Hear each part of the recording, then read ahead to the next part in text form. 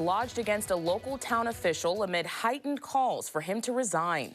And a new chapter today in our continuing investigation into a controversial party at the Ontario County Courthouse.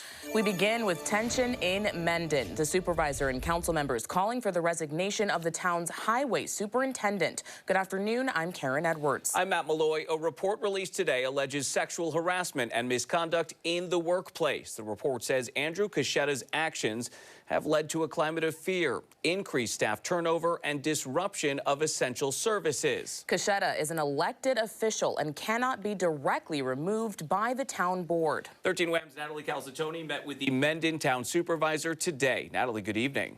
Good evening. The supervisor says his ultimate goal is for Andrew Caschetta to resign. The 22-page report alleges Caschetta is fostering a toxic work environment, endangering employees, and violating the public's trust.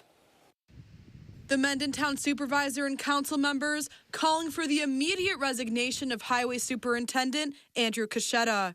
A majority of our employees both at the Highway Department and Town Hall have been affected in one way or another by his actions. An independent investigative report released Tuesday details complaints made by current and former employees against Caschetta, who has held the position since 2019. It began probably over a year ago with verbal complaints from employees, and then it morphed into, in August of last year, of written complaints from employees.